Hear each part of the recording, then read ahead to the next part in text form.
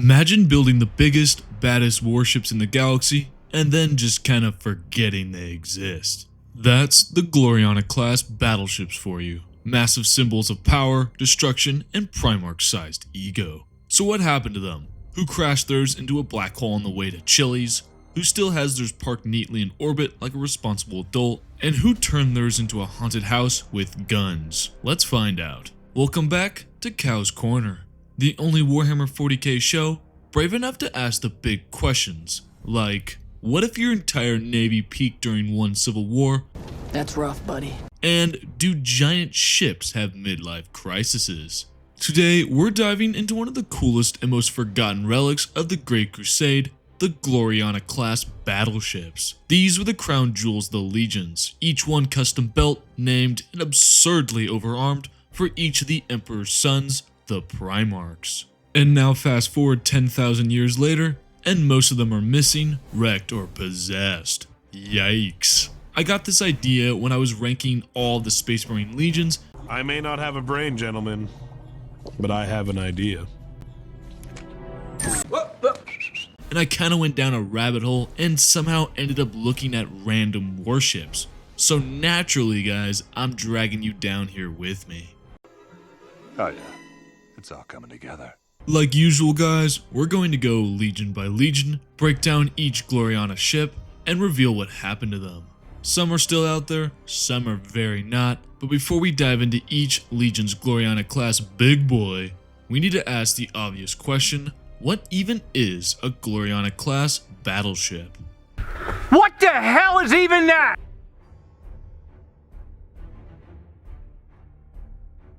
During the early days of the Great Crusade, the Imperium was expanding at an accelerated rate, but the Emperor wasn't content with reclaiming lost human worlds. He wanted to do it with style, dominance, and ridiculously oversized warships. Enter the Gloriana-Class, the apex of Imperial void ship engineering, built in secret in limited numbers at the forges of Mars and Luna. Each Gloriana was custom crafted for a specific Primarch, tailored to their legion's combat doctrine, personality, and tendency to monologue. For example, the Emperor's Children flagship, Pride of the Emperor, even had a secret ketamine stash, perfect for Fulgrim. Sorry guys, you know I needed to work in a ketamine joke. These ships were absurdly massive, some as long as 28 kilometers, which if you're an idiot like myself, is 17 miles. Holy cow! Each one functioned as a mobile fortress monastery, forge complex, supply base, orbital weapon platform, and interstellar murder machine all rolled into one. Their hulls bristled with plasma batteries, void shields, and hangars for everything from Thunderhawks to Titans. A single Gloriana could carry an entire legion, thousands of auxiliary troops, and all the Legos Dorn could ask for. These battle barges were a symbol of Imperial supremacy, flying monuments to the Emperor's vision of order, glory, and casually overpowered naval design. In the early Crusade, they led the expeditionary fleets that conquered entire sectors. As the Primarchs were rediscovered, each one was gifted one of these beasts as a personal flagship. It's unknown how many were created, but each of the Primarchs received at least one, with a few like the Lion, Horus Lupercal, Rogel Dorn, Lorgar, and Alpharius receiving 2 or more. But then came the Horus Heresy, and everything went to hell. Oh my god! Okay, it's happening! These glorious starships, once proud emblems of unity, were suddenly turned against each other. Glorianas fought Glorianas, brother clashed with brother, and these massive vessels unleashed their full fury in the largest void battles the galaxy had ever seen. Some were destroyed in these titanic engagements, shattered in orbit above dying worlds. Others were corrupted, reshaped by the warp into twisted mockeries of their former selves. And a few remained loyal, bearing their wounded legions back to Terra or serving as the last line of defense during the siege. After the heresy, the age of Glorianas essentially ended. The Codex Astartes, brought down like a divine instruction manual by Rebute Gurliman, forbade Space Marine legions for possessing such absurd concentrations of firepower. Only a handful of the Gloriana-Class battleships survived into the 41st millennia, some as relics of a forgotten age, others as cursed vessels haunted by the sins of their Primarchs. In the end, the Gloriana-Class battleships are more than just ships, they're legacies. Each one tells a story, not just of conquest, but of pride, betrayal, and the fading light of a once unified Imperium. So now that we know what these void monsters were, let's start at the beginning. The First Legion, the original boys in black, the Lion's brooding band of secret keepers and dramatic gape wearers. Let's talk about the Dark Angels and the 3 Gloriana-class warships that carried their name, their shame, and probably a few prisoners in their basement.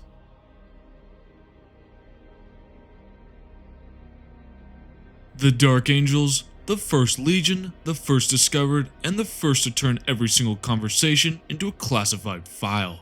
When it came to Gloriana-class battle barges, Lionel Johnson didn't just get one, he got at least 6, maybe even more.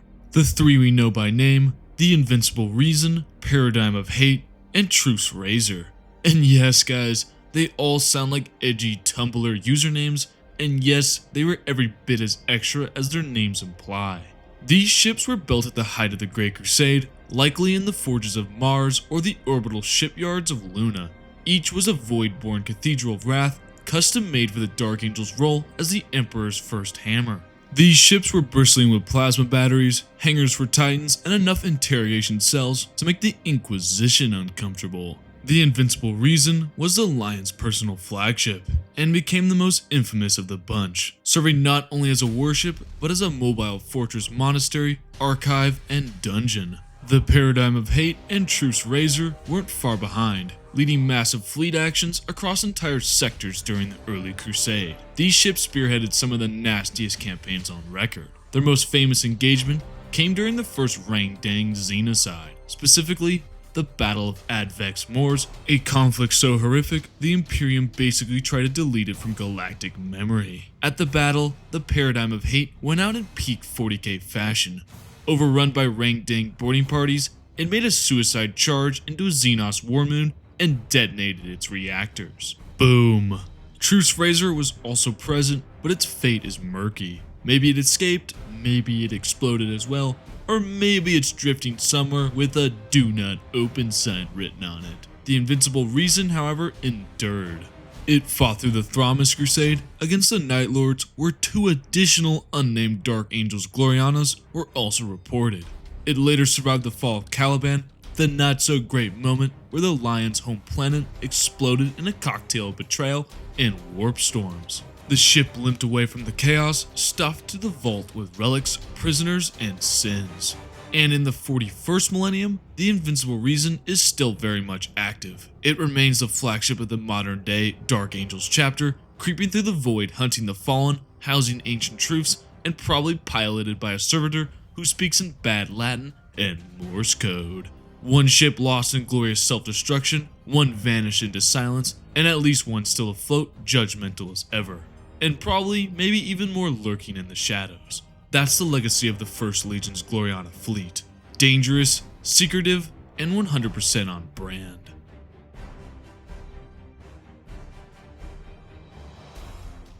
The Emperor's Children are up next. The only legion that looked at their Gloriana and said, "You know what this needs? A heinous amount of ketamine."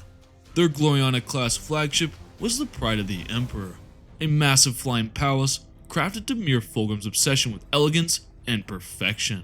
It boasted galleries of marble, bronze statues, reiterated oaths of loyalty along its corridors, and a skylit central dome called the Heliopolis, where Fulgrim held court and feast before battle.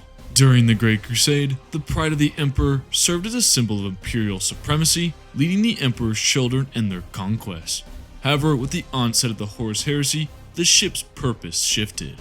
Fulgrim, having fallen to chaos, transformed the vessel into a dark shrine, its once beautiful halls now twisted by the influence of Slaanesh. Its first major action came early in the Heresy, when Fulgrim failed to convince Ferrus Manus to join Horus. The pride of the Emperor promptly disabled the Fist of Iron, the Iron Hands flagship, crippling the Iron Hands fleet before the drop site massacre even began. From there, it participated in the massacre at Istvan III, helping to eliminate loyalist elements within the traitor legions, and later took part in the betrayal at Istvan V, providing orbital support during the ambush of the loyalists on the surface. As the war escalated, the pride of the Emperor fought in the Solar War and was present during the Siege of Terra serving as a command ship and base of operations for Fulgrim, by this point, who had fully fallen to chaos and transformed into a demon prince of Slaanesh. The ship itself became increasingly corrupted, its once beautiful interiors twisted by the warp. Its most infamous role came during the Scouring, when it was used to lure the Ultramarines into a trap. During the confrontation, Guilliman's flagship at the time, the Gauntlet of Power, engaged the Pride of the Emperor, and Guilliman led a boarding action. Inside the ship, he was ambushed by demon Primarch Fulgrim and mortally wounded, only surviving thanks to emergency stasis. However, during the battle, the Pride of the Emperor was disabled by the Ultramarines under Aeonid Theo. After this, the Pride of the Emperor simply disappears from the record books. It's unclear whether it was destroyed, lost in the warp, or abandoned by Fulgrim. Either way, it went from a symbol of perfection to one of the most corrupted ships in the traitor fleet, and it played a direct role in nearly killing one of the Emperor's most vital sons.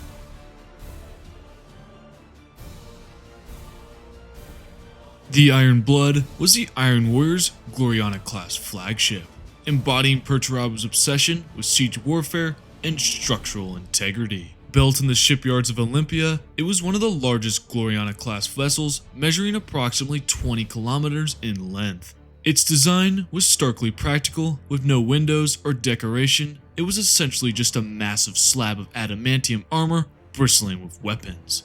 The bridge itself was buried deep within the hull, shielded by layers of armor and void shields, reflecting Perturabo's disdain for unnecessary grandeur. During the Great Crusade, the Iron Blood led numerous brutal compliance actions, often against fortified worlds that required years to break. It served as a mobile command center, capable of launching titans and artillery and delivering enough firepower to devastate entire cities. Perturabo utilized the ship to direct these campaigns with cold efficiency, embodying the Iron Warrior's doctrine of relentless siege warfare. At the onset of the Horus Heresy, the Iron Blood aligned with traitor forces. It first played a pivotal role in the Battle of Fall, where it clashed with the Imperial Fist in a prolonged void engagement that ultimately ended in a stalemate. Although I will admit, the Iron Warrior's fleet and the Iron Blood itself came very close to destruction, as the Imperial Fist boarded the flagship itself and even penetrated the inner bridge of the flagship, but were ultimately saved by the Imperial Fist withdrawal under the orders of Rogel Dorn, who had demanded all Loyalist forces return to Terra. Later, during the Siege of Terra, the Iron Blood supported Perturabo's assault strategies, unleashing devastating bombardments on Terra's outer defenses and coordinating landings with brutal precision. While it may not have been as infamous as the Vengeful Spirit, it was indispensable to the siege effort. When Perturabo was relieved of command, like the loser he is, he ordered his whole legion, which included the Iron Blood, to withdraw from the siege, ultimately retreating into the Eye of Terra with Perturabo. Like its master, the ship was eventually corrupted by the warp, but retained its cold, calculating core. Its current status is unknown, but given Perturabo's obsession with permanence and structure, it's likely that the Iron Blood still exists, waiting, brooding, and covered in guns.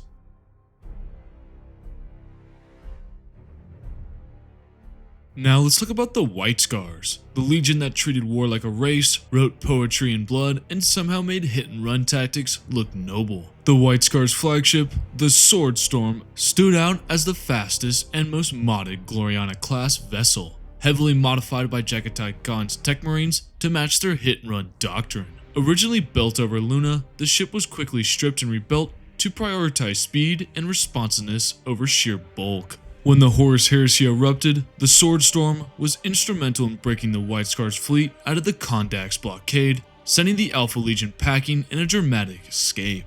It then followed the Khan to Prospero, where it engaged Mortarion's fleet in the wake of the failed coup attempt, marking a tense naval duel between the Scars and the Death Guard. The ship's final moment came at the Battle of Catalyst, plunging into the trap set by Mortarion. The White Scars, however, had arranged a counter-trap. Using the Gloriana-class ship as a diversion, the rest of the fleet escaped through a webway portal opened by Targutai Usui. Mortarion, seeking the Khan, boarded the Sword Storm but only found the Sagyarman Sun under Torgan Khan waiting. The Sword Storm, which had set its engines to overload, detonated, with Mortarion only escaping by teleporting off at the last moment. The explosion was near total, and with it, the Sword Storm was destroyed. Command was then shifted to the smaller Lance of Heaven battle barge. so the Sword Storm lived fast and died spectacularly. A true reflection of the White Scar's culture, swift, fearless, and not afraid to burn a path to victory, even if that victory meant disappearing in a ball of flames.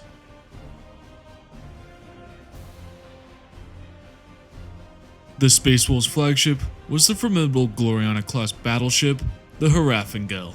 Commissioned during the Great Crusade, this massive vessel was extensively reforged by the Tech Marines of Fenris, making it one of the largest Gloriana-Class ships in existence, on par with the Iron Blood, the Conqueror, and the Vengeful Spirit.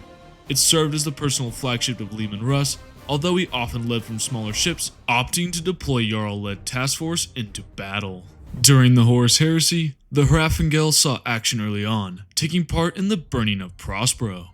It later endured heavy punishment during the Alexius Nebula battle, escaping an ambush by the Alpha Legion despite serious damage. The ship then appeared at the Battle of Trisolian, where it dueled the Vengeful Spirit. Though grievously damaged and battered in the clash, the Hraffengel managed to survive and withdraw. I feel incredibly bad for this ship's machine spirit. It seems like Leman Russ literally just chucks this thing into battle every chance he gets.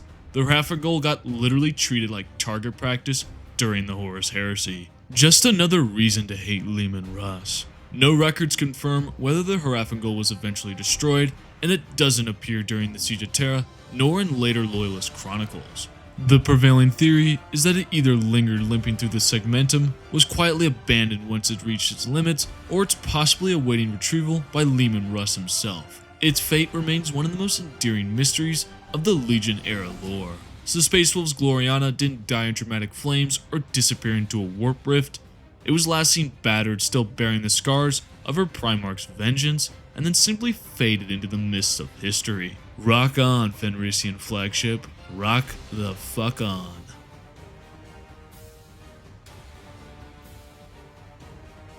The Imperial Fist proudly commanded two massive Gloriana-Class battleships during the Great Crusade and the Horus Heresy, the Eternal Crusader and the Burden of Duty. They were colossal monuments to the Legion's relentless determination and their unbreakable commitment to the defense of the Imperium. The Eternal Crusader was an immense ship, rivaling many of the largest Gloriana-Class vessels ever built. It was a fortress in space, armored to the teeth, bristling with heavy macro cannons, lance batteries, and lance turrets that could pulverize enemy fleets before they came within striking range. Commissioned early on in the Great Crusade, the Eternal Crusader served as the Imperial Fist flagship for much of their crusading campaigns.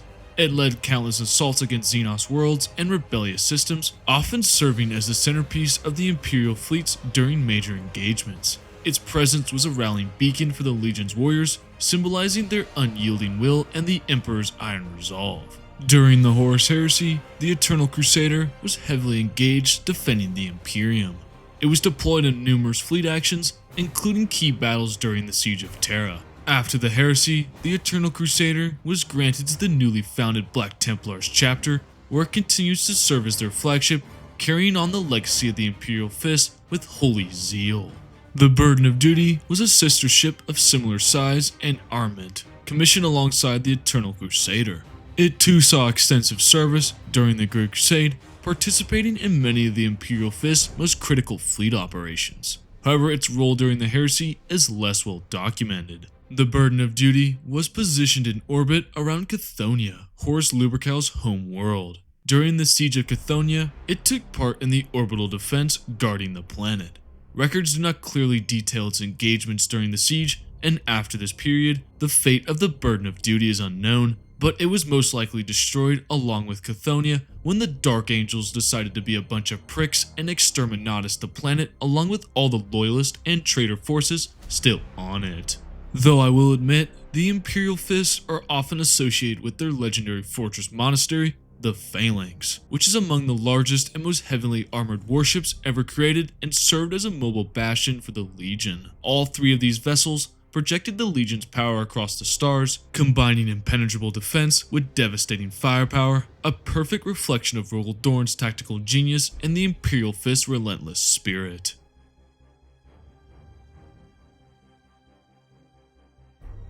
The Nightfall was the Gloriana-Class flagship of the Night Lords. a vessel as nightmarish as the Primarch who commanded it. It was a fortress of shadow and suffering, designed to project terror and cruelty across the stars. Its interior was infamous for a sprawling series of trap-laden labyrinths and torture chambers, constructed by Perturabo himself, where Konrad Kurz, the Night Haunter, imprisoned and mutilated his victims, later housing two Primarchs, Vulcan and Demon Primarch Ingron. Kurz's personal quarters were even more disturbing, filled with corpses of his enemies, nailed and suspended in grotesque displays. He would talk to them as if they were still alive, often flying into a rage if they were moved. What a schizophrenic, am I right, guys? During the Great Crusade, the Nightfall led the Night Lords in their brutal compliance campaigns, but its most infamous role came later during the Horus Heresy, and more specifically, the Thramas Crusade, a prolonged and genocidal conflict against the Dark Angels. The Nightfall was heavily engaged in this theater, but during a climactic battle, it was severely damaged in a duel with the Invincible Reason, the Gloriana-Class flagship of the Dark Angels. Though crippled, the Nightfall escaped destruction and fled the Thramas sector, attempting to regroup with the scattered Night Lord splinter fleets. Following the campaign and the disappearance of Konrad Kurz, the ship fell under the command of Shang, equerry of Kurz, and then later the traitorous Jendor Scrivok, also known as the Painted Count. Under Scrivok's leadership, the Nightfall joined Horus's fleet during the Siege of Terra, but its final fate remains unknown. After the heresy, there are no confirmed sightings of the vessel surfacing. Whether it was destroyed, fled into the warp, or still roams as a haunted relic of terror is unclear. What is certain is that the Nightfall perfectly embodied its legion, cruel and terrifying to the end.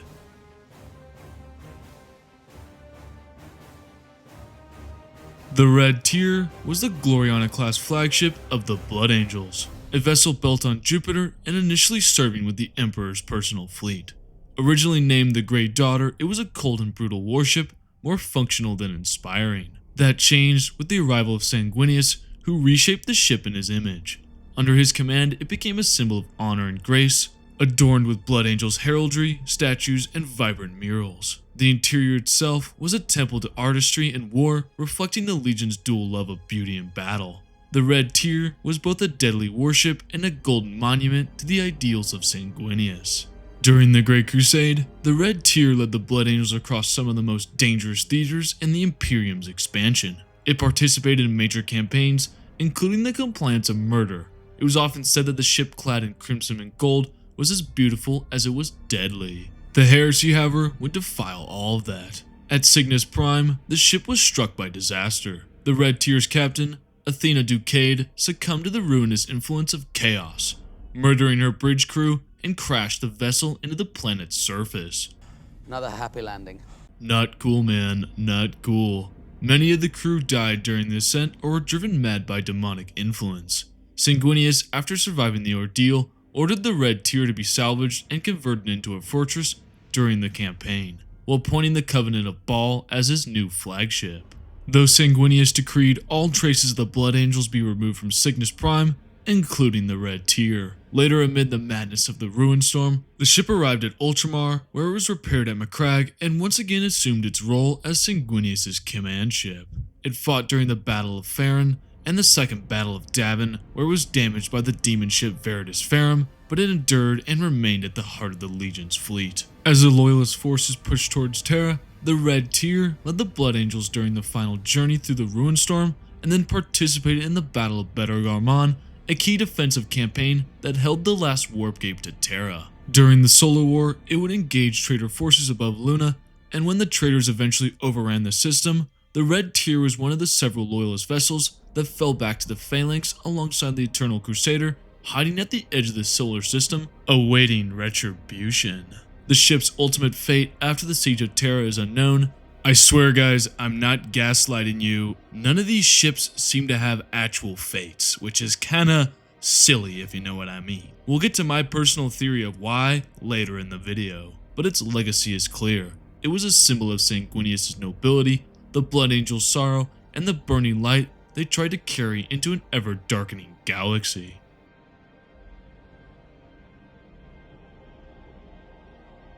The Fist of Iron was the Gloriana-Class flagship of the Iron Hands, built in Luna's great forges and personally altered by Ferrus Manus himself. Its halls were dark, somber, and filled with churned basalt dust to replicate the frozen world of Medusa. The Anvilarium served as its grand reception hall, echoing with the sounds of industry, while Ferrus Manus' private iron forge lay at its core, memorializing the Legion's love of metal and machinery. During the Great Crusade, the Fist of Iron led the 52nd Expeditionary Fleet, bringing compliance to Xenos and rebellious worlds. It embodied the Legion's philosophy, implacable, mechanical, and brutal. But its most infamous moment came early on during the Horus Heresy, when Fulgrim, attempting to sway Ferrus, met on his flagship. When Ferrus refused, a duel commenced, which resulted in Ferrus Manus being wounded, but more critically, the Pride of the Emperor assaulted and crippled the Fist of Iron, forcing Ferrus to swap his command to the strike cruiser Ferrum for the assault on Istvan V. Ever since, the Fist of Iron has vanished, likely destroyed, abandoned, or hidden in deep space. My personal theory is that one of the many Iron Fathers took it and hid it away due to the rivalries between clans, just in case a civil war broke out between them.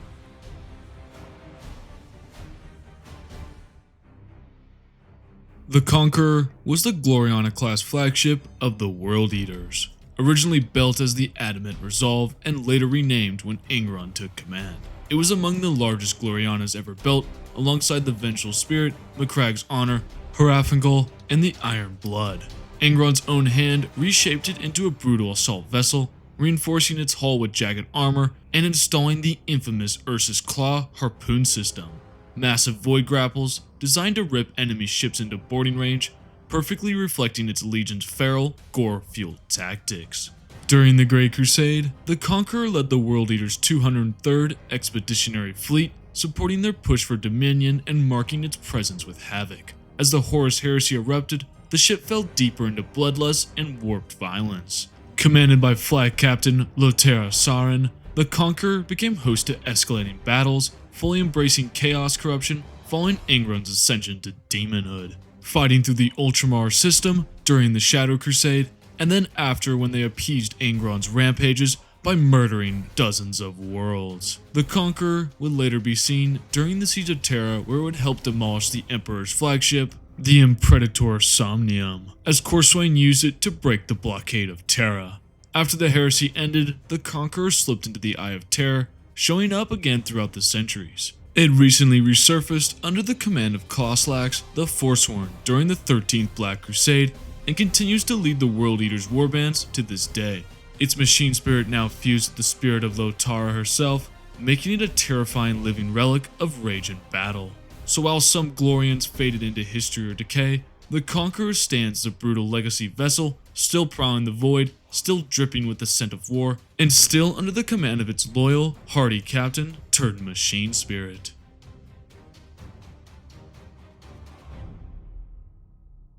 The Macragge's Honor was the Gloriana-Class flagship of the Ultramarines, built in orbit over Jupiter to serve as a personal warship of Rabute Guilliman. Stretching a colossal 26 kilometers in length, it was one of the largest and most sophisticated ships of its kind. Sleek, heavily armored, and embodying the Ultramarines' ideals of discipline, strategy, and honor. Every corridor was a display of Ultramarines' prowess, and its massive stratagem served as a command hub for some of the Imperium's most pivotal campaigns. During the Great Crusade, the Macragge's Honor led countless compliance actions across Ultramar and beyond. It was Guilliman's mobile command throne, from which he governed not just his legion, but the entire Ultramar segmentum. By the time of the Horus Heresy, the ship was docked over Calth, where Guilliman used it to coordinate a massive muster of his legion prior to the planned Viridian campaign alongside the Word Bearers. Uh-oh, guys. Hey, I've seen this one. This is a classic. But the Word Bearers struck first. During the Battle of Calth, the Macragge's Honor was overrun by demons in a surprise ambush. Aboard the ship, Guilliman, Chapter Master Marius Gage, and Sergeant Aeonid Thiel led a brutal purge to reclaim control. In the chaos, Guilliman launched a teleport assault from the ship's pads to confront Corfarion aboard the enemy's controlled orbital weapon platforms. And after a prolonged fight, Corfarion would escape back to his flagship, the Infidus Imperator. This led to one of the most iconic naval duels in Imperial history as Macragge's Honor pursued the Wordbearer's flagship through the warp. Though the Ultramarines came out victorious, the Macragge's Honor was left becalmed in the warp and lost for a time and replaced by the Samothrace as Guilliman's flagship for the remainder of the war. The Macragge's Honor eventually returned to Imperial space, though accounts vary as to precisely when. Some records place it active during the Great Scouring, others claim it only resurfaced after Guilliman had been mortally wounded at Thessalia. Regardless, the ship endured into the 41st millennium, still in the hands of the Ultramarines chapter. However, during the Terran Crusade, the ship was captured by the Red Corsairs and brought to New Baghdad. It remained in their possession for years, its loyal machine spirit refusing to submit to its new masters. Eventually, Huron Blackheart orchestrated the vessel's abandonment to weaken his rivals and rid himself of the rebellious ship. Guilliman and the Ultramarines reclaimed it, and it was restored, refitted, and returned to service as the Lord Commander's personal flagship. Today, the Macragge's Honor continues to sail the stars, a glorious relic of the Great Crusade, a survivor of the heresy, and now the spear point of the Imperium's last hope in the Age of Darkness.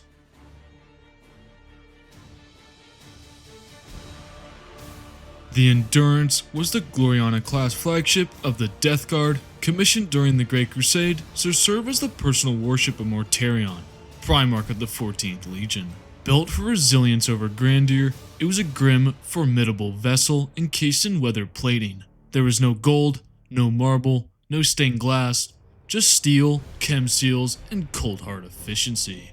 During the Great Crusade, the Endurance spearheaded the Death Guard's major campaigns, operating as a command hub and spearheaded the Legion's doctrine of attrition warfare. It struck worlds with brutal, methodical efficiency, often deploying chemical bombardments before boots even hit the ground. As the Horus Heresy erupted, the Endurance led the Death Guard fleet at Istvan III, where Mortarion helped betray the loyalist elements of his own legion. It later played a key role in the Dropsite Massacre at Istvan V, coordinating the Death Guard's ambush and subsequent orbital support. The ship also engaged the White Scars above Prospero and again at Catalyst in an ongoing series of hit-and-run campaigns that tried and ultimately failed to trap the Khan and prevent him from reaching Terra. Unlike many Glorianas that vanished or were wrecked during the Heresy, the Endurance survived. But survival came at a price. As Mortarion fell fully to Nurgle, so did his ship. Over the millennium, the Endurance was warped by the powers of chaos, its corridors bloated with rot, its engine rooms choked with toxic fog, and entire decks consumed by creeping tendrils of the Garden of Nurgle. It transformed into a mobile contagion engine, a spacefaring hive of disease, home to Plague Marines, Death Shroud, and things best left undescribed. After the 13th Black Crusade, when Mortarion re-emerged in real space, the Endurance resumed its place as his flagship.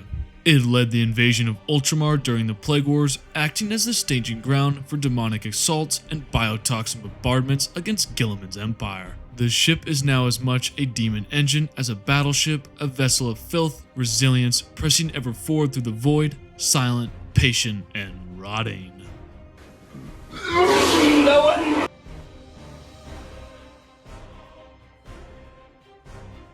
The Photep was the Gloriana-Class flagship of the 1,000 Suns, commissioned during the Great Crusade to serve as Magnus the Red's personal vessel and the command center of the 28th Expeditionary Fleet. It was a marvel of arcane design, sleek, covered in mystical ruins and psychic conduits. Its most iconic chamber was the Sanctum of Magnus, a transparent pyramid jutting from the hull of the ship where the Primarch meditated amid crystals taken from Prospero's reflecting caves. Azek Ahriman's private library also stood aboard the ship, sparse but potent, a testament to the Legion's devotion to knowledge and sorcery. During the Great Crusade, the Photep led massive compliant actions, carried the 1,000 Suns to the Triumph of Olinor, and then later at the burning of Prospero, Magnus ordered most of the fleet, including the Photep, to leave the system, sealing away Prospero to face the Space Wolves alone.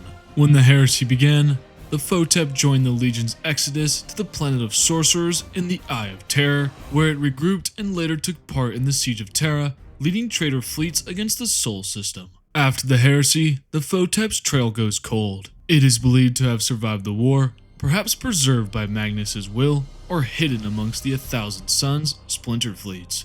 Its fate remains uncertain, but its legacy as a source of knowledge, power, and mystic ambition endures.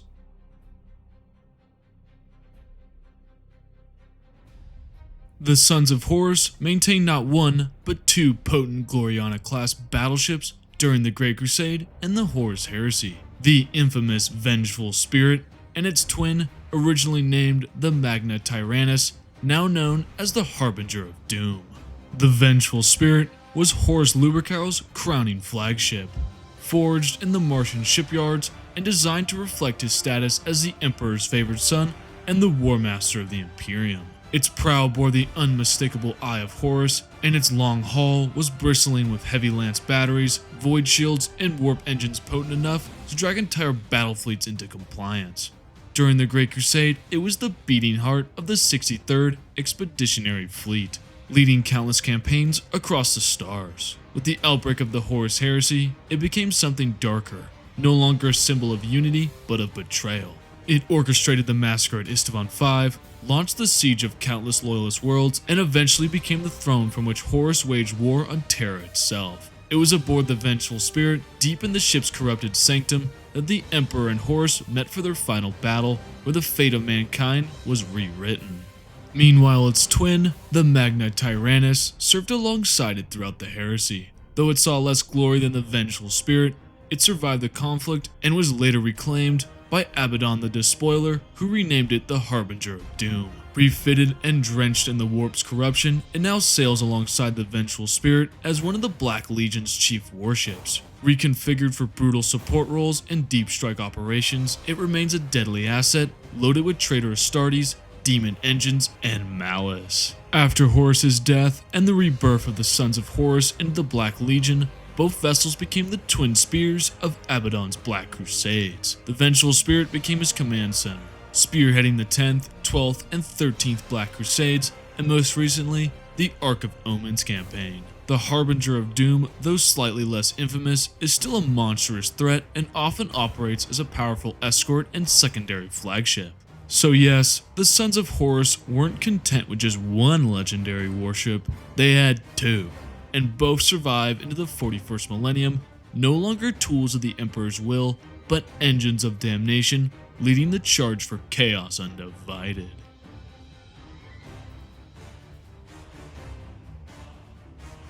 The Wordbearers commanded two Gloriana-Class battleships during the Great Crusade and Horus Heresy, the Fidelitas Lex and the Chronicle of Ashes. The Fidelitas Lex served as Primarch Lorgar Aurelian's flagship throughout the Great Crusade, bearing the Wordbearers' 47th Expeditionary Fleet. It was present during the Dropsite Massacre at Isstvan V, and then later fought in the Shadow Crusade, meeting its end when it was destroyed above Nucera by an Ultramarine Retribution fleet under Abrute Gilliman, its wreck buried in the planet's oceans. The Chronicle of Ashes, another Wordbearer's Gloriana, survived into the Great Scouring. In M31, Ultramarines from the 19th, 48th, and 207th Destroyer cadres captured it in the Dominion of Storms. After boarding and purging the vessel over 2 brutal days, they discovered murals chronicling the Wordbearer's deeds. Ew, gross. The ship was then cleansed by the Inquisition and renamed the Lex Talonus, and transferred to the Ultramarines Nemesis chapter, cementing its new legacy as a loyalist relic. Before concluding this section, it's worth noting the Wordbearer's unique naval power. There are 3 Abyss-class ships. Built secretly by the Dark Mechanicum and gifted to Lorgar prior to the Heresy, these gargantuan dreadnoughts, Furious Abyss, Blessed Lady, and Trisagon, dwarfed even the greatest Gloriana-class vessels. They sport trident-like prows, prototype plasma lances, sonic disruptors, and crew complements rivaling Hive cities. While Furious Abyss was lost attacking Macragge, and the Blessed Lady likely destroyed in later conflicts, the Trisagon served as Lorgar's flagship at Nucera and during the Siege of Terra, though its ultimate fate remains unknown. In short, the Wordbearers didn't just field 2 Gloriana classes, they commanded nightmare weapons unlike any other legion, and they still suck. I'm just kidding. With 2 named Glorianas and 3 Abyss-class terror ships, Lorgar's fleet was one of the galaxy's most formidable and secretive navies during the dark days of the Horus Heresy.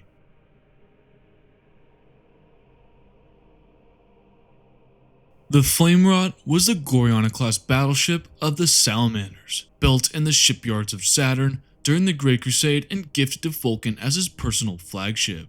It was an immense warship, armored with volcanic alloys and adored with drake-headed prows, brass scriptures, and vast forges that symbolized the Legion's reverence for fire, strength, and craftsmanship.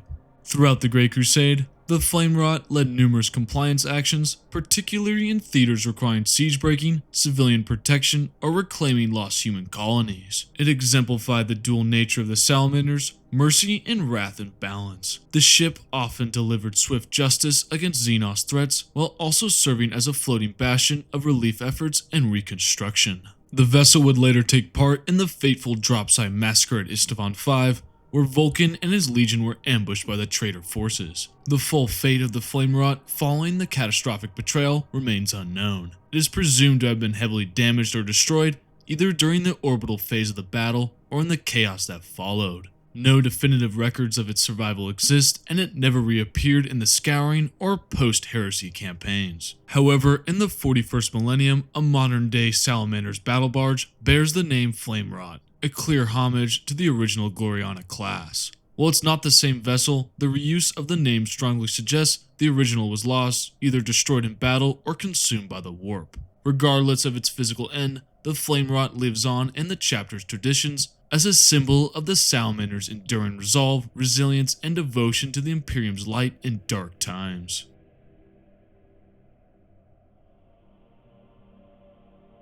The Shadow of the Emperor was the Gloriana-Class Battleship of the Raven Guard, a warship as ominous and as elusive as the Primarch it served, Corvus Corax. Built at the shipyards of Jupiter during the early Great Crusade, the vessel was outfitted with specialized stealth systems and sensor masking technology, a rarity even among the Glorianas. Its black hull, muted silos, and angular silhouette made it the perfect embodiment of the Raven Guard.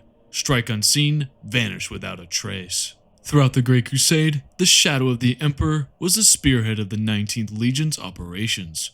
Corax used it to orchestrate lightning raids, liberation campaigns, and precision strikes that destabilized enemy empires before full-scale compliance even began. It served not only as a mobile base of operations, but also as a symbol of the Emperor's will delivered from the shadows. Tragically, its story and much of the Legion's strength came to an end at the Dropside Massacre. During the brutal betrayal, the Shadow of the Emperor was destroyed in orbit, likely brought down by overwhelming traitor fire from ships like the Terminus Etz. Its loss crippled the Raven Guard fleet and removed one of the few Glorianas uniquely built for covert warfare.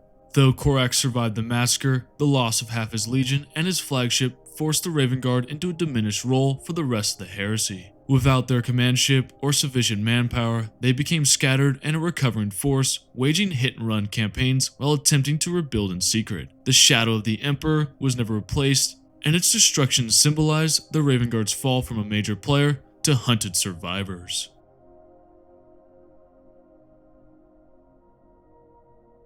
The Alpha Legion deployed 2 Gloriana-class flagships during the Great Crusade and Horus Heresy, the Alpha and its sister ship, the Beta. Both vessels operated as core command hubs for the Legion's covert and subversive operations, perfectly reflecting the Legion's twin Primarch's mystery and deceptive doctrines.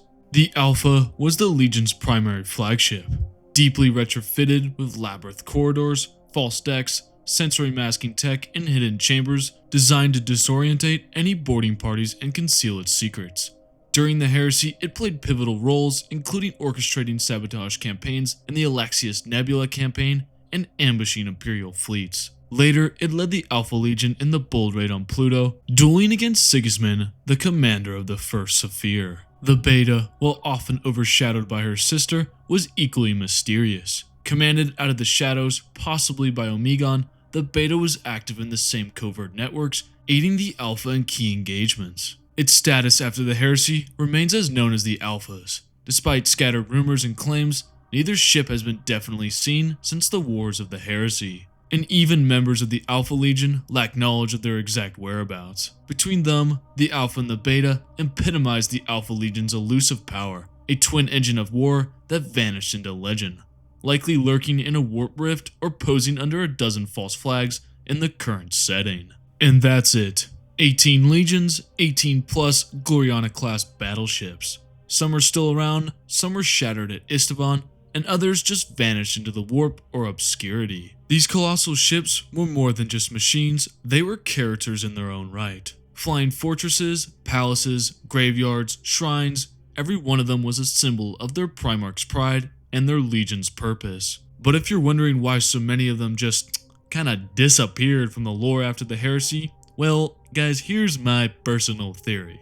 Games Workshop simply forgot about them. That's it. These ships were written as iconic and unique back in the Horus Heresy books. But when the dust of the siege settled and the writers moved on to the current setting, the Glorianas were largely abandoned. You know, just like the Emperor's Webwave project. I get it, it happens, and it also makes sense, but come on, give me some big ship lore, please. I honestly think Games Workshop doesn't even know how many Gloriana-Class ships there are. Because I remember reading in the lore that during the Shadow Crusade, the Wordbearers had fucking 9 ships? And you're kind of like, wait, where the hell did they get 9 Gloriana-Class ships and then 3 Abyss-Class ships? It's all very confusing and it makes no sense, but I guess all of Warhammer 40K lore doesn't really make a lot of sense, so I guess I can't really complain there. A few like the Vengeful Spirit, Macrag's Honor, and the Invincible Reason still get page time, but most are lost to time, reduced to a single throwaway line in a random Black Library novel. A glorious era of massive ship boys, casually forgotten. The horror! The horror, I tell you, no! Yeah, I don't know what that was, guys. My ADHD took over. Thanks for watching Cow's Corner. If you enjoyed the dive into ancient void warfare and lost space cathedrals, hit that like button like it's firing a lance battery at a traitor flagship. Subscribe for more Warhammer deep lore, dumb theories, and even sillier Primarch rankings. And remember guys, stay milked, stay loyal, and always double check if your flagship has demon-proof doors. I'll see ya in the next one.